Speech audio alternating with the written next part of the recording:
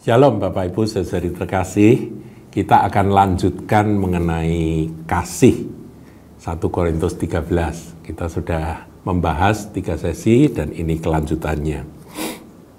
Nah saudara, kita sampai pada ayat yang ke-6. Di situ dikatakan, ia tidak bersukacita karena ketidakadilan, tetapi karena kebenaran. Jadi orang yang hidup dalam kasih, itu ketika melihat ketidakadilan terjadi di mana saja, hatinya sedih.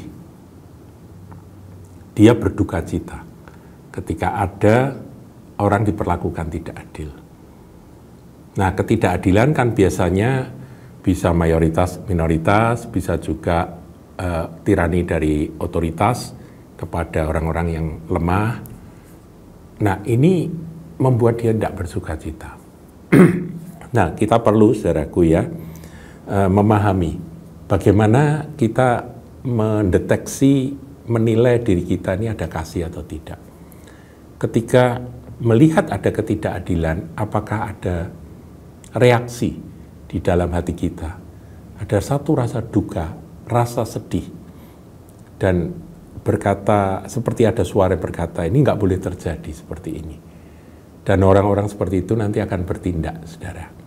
Bertindak untuk mencoba membawa kebenaran untuk mengatasi akan ketidakadilan itu sebisa mungkin.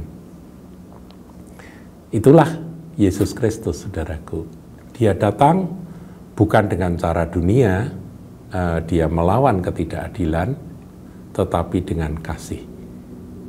Tapi bukan berarti dia senang saja, sukacita atau gembira saja ketika ada orang ditindas. Tidak, Tuhan tidak suka. Saudara dan saya harus juga demikian. Tetapi karena kebenaran, jadi sukacita kita itu ketika kebenaran itu dinyatakan dan diberlakukan di mana saja, baik dalam keluarga, dalam perusahaan, di dalam kehidupan bermasyarakat, maupun di instansi-instansi manapun juga, ya khususnya di dalam dunia peradilan. Ada firman katakan bahwa di tempat di mana keadilan itu dicari, di sana tidak ada keadilan. Ya, itu pengkhotbah katakan demikian. Artinya apa, saudaraku? Memang kita selama hidup di dunia ini jangan terlalu mengharapkan bahwa keadilan bisa kita temukan. Nah, untuk itulah kita harus menjadi jawaban menurut panggilan yang Tuhan tetapkan. Jadi ada orang-orang Kristen, anak-anak Tuhan yang dipanggil dalam dunia peradilan, yudikatif. Ya, ingat akan ini, ada ketidakadilan, hatinya duka dan dia berusaha untuk mengejar keadilan. Demikian, saudaraku, karena hanya kebenaran yang membuat dia bersuka cita. Jadi kalau ada ketidakadilan dan ya oke-oke saja, perlu bertanya, apakah aku sudah hidup di dalam kasih? Kemudian ayat 7, ia menutupi segala sesuatu, percaya segala sesuatu, mengharapkan segala sesuatu, sabar menanggung segala sesuatu. Jadi kasih itu menutupi. Jadi kasih itu menutupi segala sesuatu itu dalam arti dia tidak berusaha untuk mengekspos akan sebuah kelemahan atau kesalahan, tapi dia menjawab, menjadi jawaban. Menutupi dalam makna menjadi jawaban. Ngerti ya? Jadi ketika ada lubang, dia tidak berusaha untuk cerita, oh ini ada lubang di situ, ini ada cacat di sini. Enggak, tapi dia mencoba apa yang bisa aku lakukan. Itu yang namanya menutupi segala sesuatu. Saudaraku, dunia ini adalah dunia yang terluka. Di dalam Kristus, saudaraku, itu ada kasih, dan kasih yang menutupi luka-luka itu, menyembuhkan luka-luka itu. Paham ya, saudaraku? Jadi tidak mengekspos akan kekurangan, kelemahan, rasa malu dari orang-orang, tetapi dia menutupi dan menyembuhkan. Itulah kasih. Saudara, ada banyak hal yang tidak perlu diekspos. Kadang-kadang kesaksian-kesaksian di mimbar terlalu vulgar, mengekspos, dan orang jadi tahu dia sedang menceritakan siapa.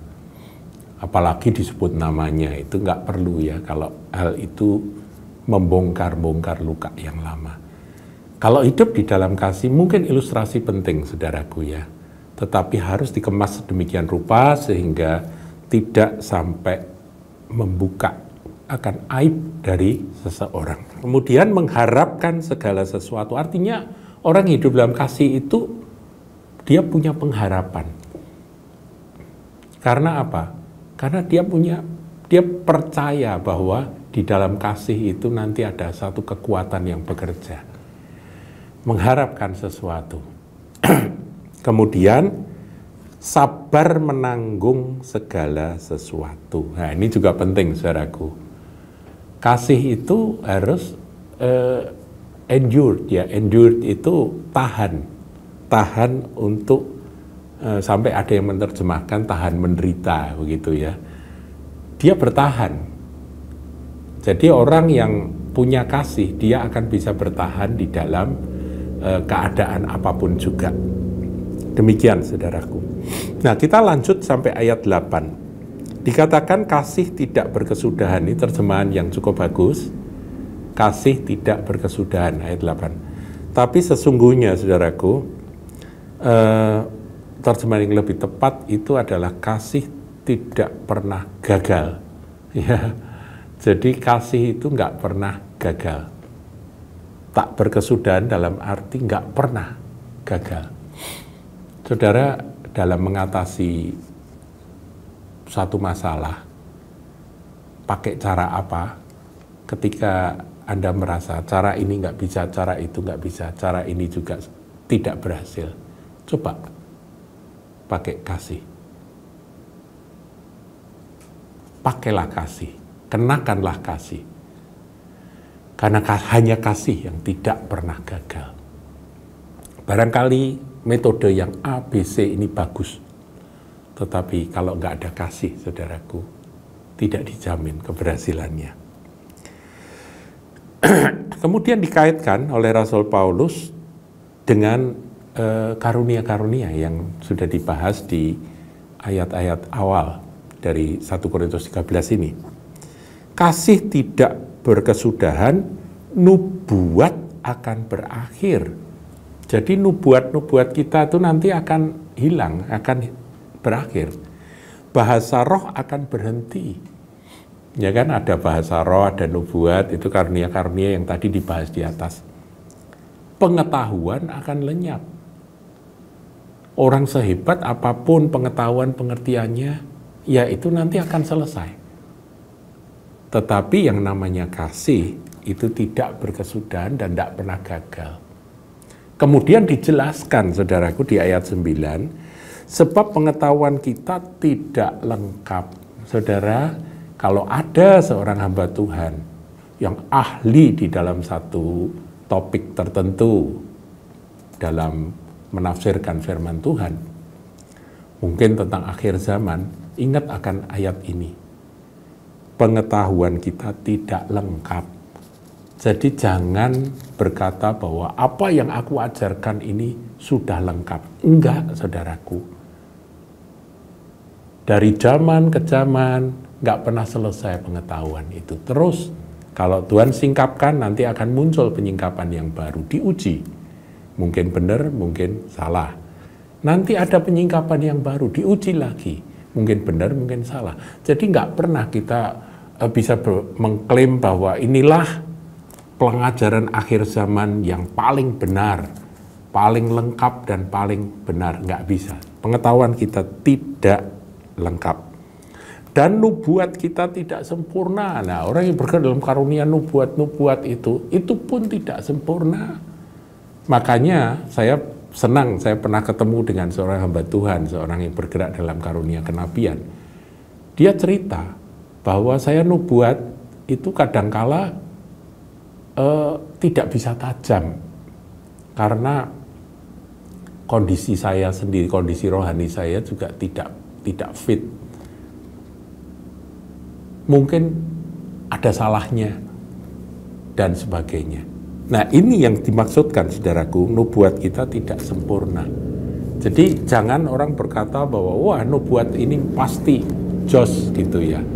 Kita semua punya kelemahan-kelemahan. Dalam karunia apapun kita punya kelemahan, tetapi kasih tidak pernah gagal. Kasih itu berkelanjutan sampai selama-lamanya. Jadi inilah yang dibahas oleh Rasul Paulus sampai ayat yang ke-9. Tuhan Yesus memberkati.